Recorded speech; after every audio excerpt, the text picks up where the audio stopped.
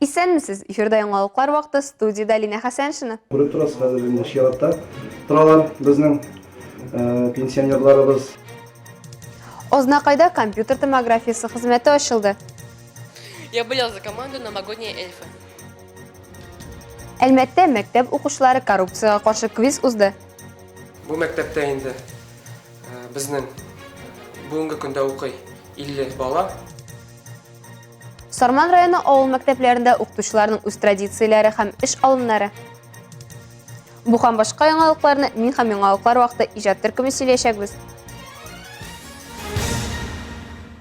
Ознакай халкы күптән көткән компьютер томографиясы хезмәте ачылды. Бу сөйнешле вакыйга яңа ел алдына халык өчен зур бүләк булды. Әлеге чарада безнең иҗат төркеме дә булды.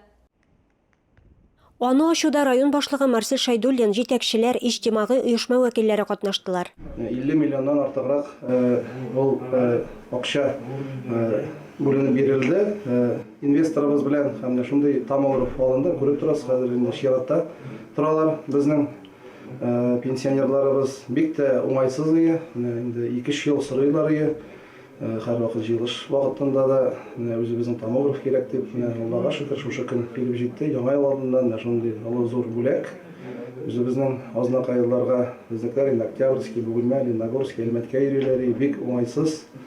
Аллага шөкер, үзебезнең компьютер томографыбыз бар. Монда инде шул профилактический обследованиеларны ясасыннар. Билгеле булганча, әлеге компьютер томографиясы Япониядән кайтартылды һәм ул кеше организмын тулысынча тикшерү мөмкинлеге бирәчәк дип белдерде инвестор Антон Голубов. Открытие такого медицинского центра – это большой шаг вперед. Мондый диагностик үзәк ачылу алга бер зур адым. Бу заманча көчле аппарат. Диагностика югары дәрәҗәдә булсын өчен Казан, Чаллы, Санкт-Петербург, Мәскәү шәһәрләреннән югары категорияле белгечләр эшли. Диагностик үзәкнең эш вакыты дүшәмбедән шимбәгә кадәр, иртәнге 7дән кичке 7гә, төшке ялсыз. Шушы ук көнне биредә мөрәҗәгать итүче беренче төркем дә кабул ителде. Ознакайлылар өчен бу иң зур яңа ел бүләге диләр алар. Шәһәребездә мондый диагностик үзәк ачылуга без бик шат. Безгә өлкән кешеләргә бигрәк тә уңайлы. Мондый эшне оештырганнары өчен җитәкчеләргә зур рәхмәтемне җиткерәм. Баш табиб Илдар Шихапов әйткәнчә, заманча компьютер томографиясендә иң яхшы белгечләр генә эшләячәк.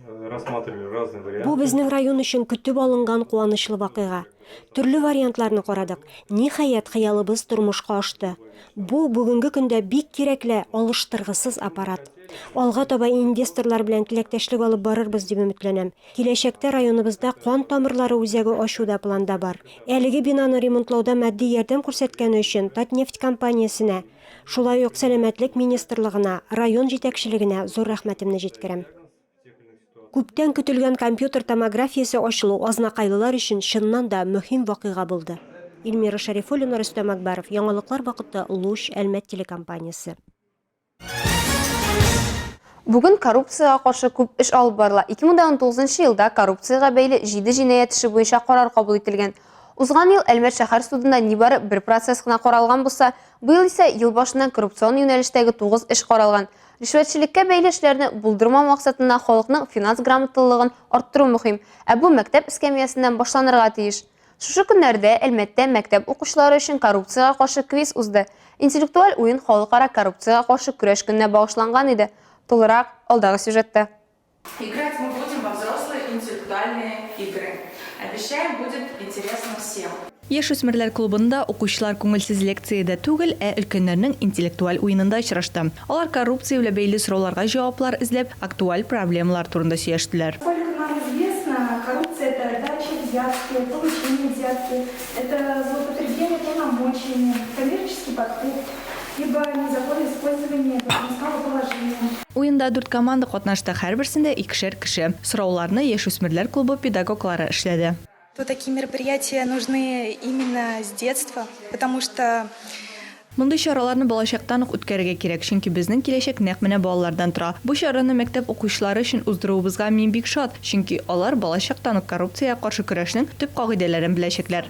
Детство будут знать основные правила по борьбе с коррупцией. Квиз 4 турдан тұрды. Аларның нәрсә қойдан қойшан деп исемленген біріншесін көпләр жеңілгенә башкарып чыкты. Ә алга таба иң акыллыларны да тупикка куйган биремнәр булды. Мисал өчен укытучыга имтихан алдыннан бүләк ителгән чәчәк бәйләме ришвәт дип саналамы? Коррупция җинаятьләре өчен нинди яшьтән җаваплылык башлана? В третьем вопросе были тяжелые. В третьем задании были тяжелые вопросы. Волновался. С другом решал. Гадел квиз уенында Великолепный век командасы 21 балл белән җиңде. Алар артыннан Новогодние эльфы, Снегири командасы уенчылары 3нче булды. Бу уен җанатарларга да күп файда китерде. Я болел за команду «Новогодние эльфы». Потому что, я думаю, уже не первое место выиграют, но они выиграли второе место. Ну, это тоже неплохо. Катнашчыларны район башлыгының коррупцияга каршы мәсьәләләр буенча киңәшчесе Әлфия Алиева күзәтте. Барлык балаларга да блокнотлар һәм календарьлар тапшырылды. Алсун Риева, Айдар Кәбиров, яңалыклар вакыты, Лучи Әлмәт телекомпаниясе. Республикабыз мәктәпләрендә алып барыла торган укыту процессы федераль программа кысаларында оештырыла. Шулай да һәр мәгариф учреждениесендә үз традицияләре һәм эш алымнары. Сарман районы Иске Минзәләбаш авылында булып кайткан хәбәрчебез авыл мәктәбенең өстенлекләре хакында.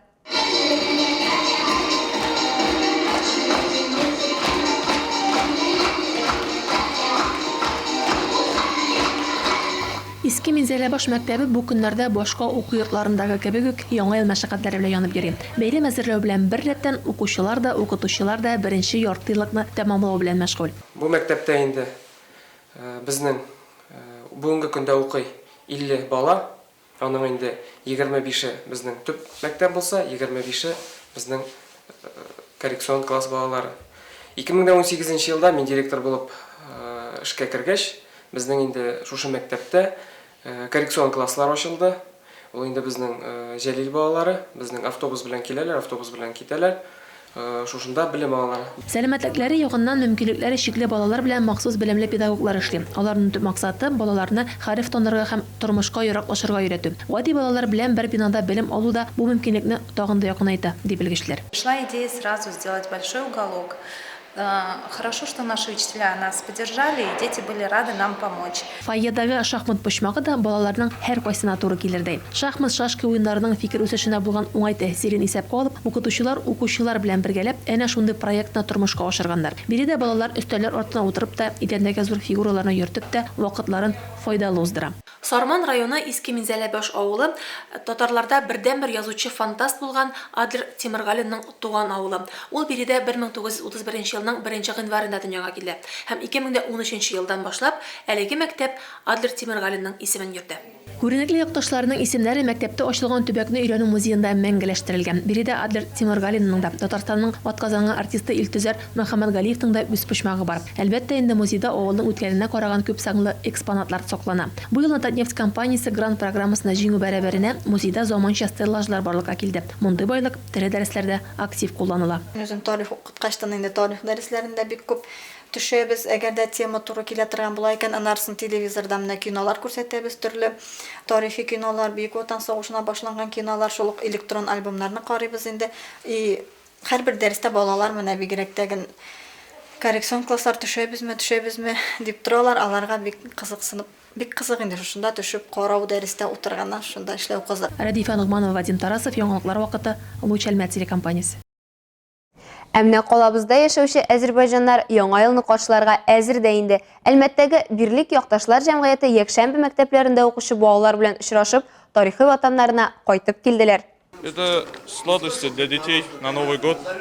Татарларның кыш бабайы, әзербайҗаннарның шахта бабасы. Икесе дә бер үк тылсым көченә ия булган яңа ел каһарманы. Икесен дә балалар көтеп ала. Әлбәттә, инде шахта бабада кыш бабай кебек үк тәртипле, яхшы укучы балаларны ярата һәм игътибарыннан читтә калдырмый. Һәм икесе дә һөнәрләрен күрсәткән балаларны гына бүләкле итә. Принесет здоровье, радость, всех удачи, чудеса, много счастья и веселья. Это время волшебства. Әлмәттә яшәүче әзербайҗаннарның якшәмбе мәктәбе калабызда 2016 елда 24 мәктәп базасында ачыла. Анда бүген 30лап бала үз телендә белем алу мөмкинлегенә ия. Яңа ел кичәсе дә биредә кышкы каникулларга таралышканчы уку елына йомгак ясауны максат итеп оештырыла. Шул ук вакытта бәйрәм бөтен Әзербайҗан халкының бердәмлеге көне белән дә туры килгән. Чараны оештыручылар да бүләксез калмады. Аларга әзербайҗаннар узган ел бастырып чыгарган китапларын бүләк иттеләр. Эта книга долго готовилась. Вот Почти это больше 6 месяцев, вот они готовы. Это из Азербайджана нам. Мы заказали, из Азербайджана все приготовили и выпустили. Там все очень хорошо написано.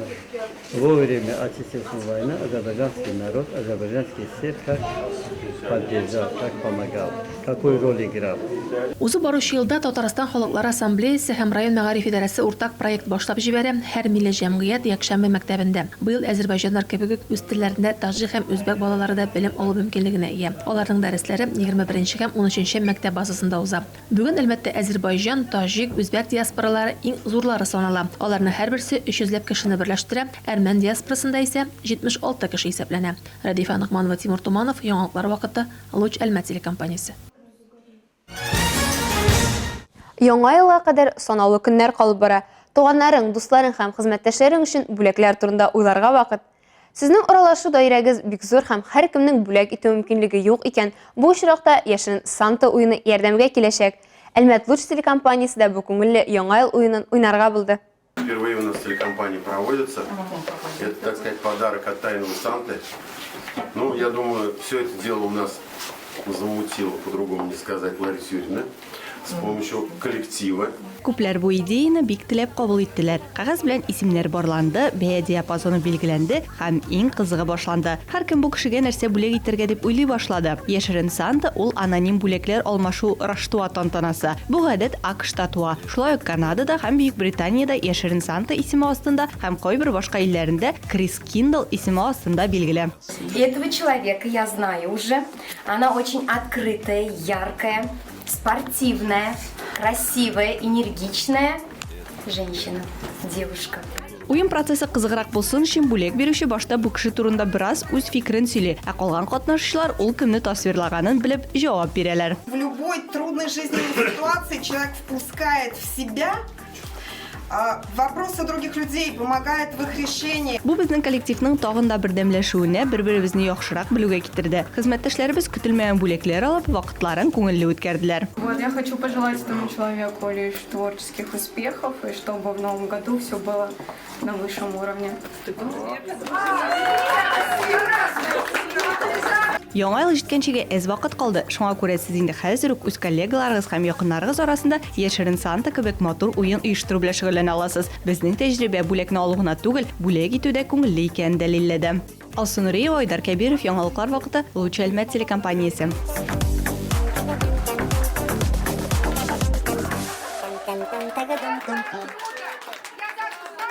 Ә хәзер кыска вакытлы рекламага бүленәчәкбез. Аның артыннан ук безнең эфирда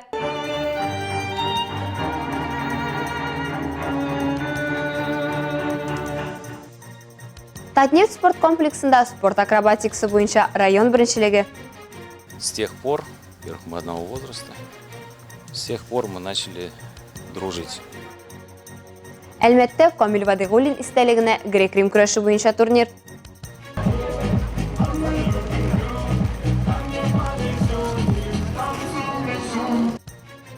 Ялларда яңа ел кәефен кайда табып була? Реклама тиз узачак. Безнең белән калыгыз. Әлмәт 100 меңнән артык халкы булган шәһәрләр арасында масса күләм физкультура сәламәтләндерү өчен кую буенча Татарстан Республикасының иң яхшы шәһәре дип танылды. Бүләкне Татарстан Республикасының спорт министры Владимир Леонов кулыннан Әлмәт районы башлыгы Тимур Нагуманов алды. Татнефть спорт комплексында спорт акробатикасы буенча Әлмәт районы беренчелеге узды. Анда төрле яшьтәге 140-тан артык спортчы катнашты. Иң кечкенә катнашучы белән без дә сөйләшеп кайттык. Спорт акробатикасы буенча район беренчелегендә 100-дән артык бала катнаша. Иң кечкенә катнашучы Амелия, аңа нибары 3 яшь. Хәзер инде Амелия бераз үскән. Аңа дүртен тутырга нибары 4 ай гына калып бара. Ә биредәге кадрларда Амелияның беренче җиңүе. Бер ай элек ул Лениногорск шәһәрендә спорт акробатикасы буенча узган республика ярышларында беренче урын ала һәм 3нче үсмерләр разрядын үти. Амелия Анастасия Кузнецова белән парлы күнегедә чыгыш ясый. Амелия сыман Анастасия да спорт акробатикасына 3 яшьтә килә. Бүген аңа 9 яшь. Ну, меня в 3 года привели родители, потом мне понравилось, и я начала заниматься. Мине 3 яшьтә әти-әнием алып килде, миңа ошады һәм шөгыльләнә башладым. Күп җирдә булдым, Кырымга җыеннарга барганда миңа 5 яшь иде. На сборы в Крым. Мне было там 5 лет. Мы с Настей уже в паре 6 лет. Нам очень нравится. Все отлично. Мы ездили на большие соревнования, нам очень понравилось Горно-Алтайские. Мы на экскурсии. Biz Настя белән 6 ел бергә чыгыш ясыйбыз. Безгә бик ошый, бар да шәп. Горно-Алтайска зур ярышларга барган идек. 2 ел рәттән без анда беренче булдык. Но мы в том году и в этом году тоже ездили.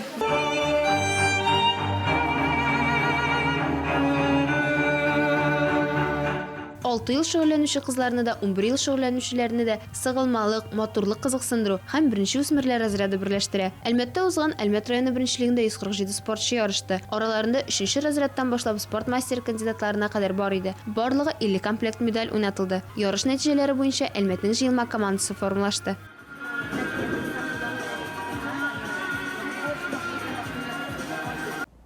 21-22 декабрьдә Баулыда 18 яшькә кадәрге үсмерләр арасында грек-рим көрәше буенча Татарстан Республикасының беренчелеге узды. Ярышта 110 татарстанлык көрәшче катнашты. Әлмәтне Олимпия резервы спорт мәктәбенең грек-рим көрәше бүлегендә шөгыльләнүче 14 спортчы тәкъдим итте. Безнең егетләр яхшы чыгыш ясый һәм сыйфатлы әзерлек күрсәтә. Үз авырлык категорияләрендә Ралиф Галиев, Ибрахим Кәримов, Самандар Мадумаров беренче урын яулыйлар. Мактаулы 3нче урында Тимур Янайкин, Камил Нургатин, Тимур Гарипов һәм Илья Нестеров. 20-22 декабрьдә Ростов-на-Дону шәһәрендә иратлар арасында грек-рим көрәше буенча бөтен Россия ярышлары уза. Барлыгы илебезнең 24 регионнан 134 спортчы катнаша. Әлмәтне 2 спортчы тәкъдим итә. 60 кг авырлык категориясында 15 көндәш арасында Әлмәтле Хакимҗан Давронов ярышларның бронза призеры була. Татнефть спорт комплексында Россия спорт мастеры Камил Вадыйгуллин истәлегенә грек-рим көрәше буенча турнир узды. Камил 2004 елда юл транспорт һәлакәтенә эләгә һәм 24 яшендә һәлак була. Өметле көрәшченең исемен спортчылар шулай итеп мәңгеләштерә һәм менә инде 8нче ел калабызда аның истәлегенә турнир үткәрелә. Татарстаннан тыш төп бүләк өчен күрше регионнарда ярыша. Турнир ничек узганын, кем җиңүче булган, без дә белеп кайттык.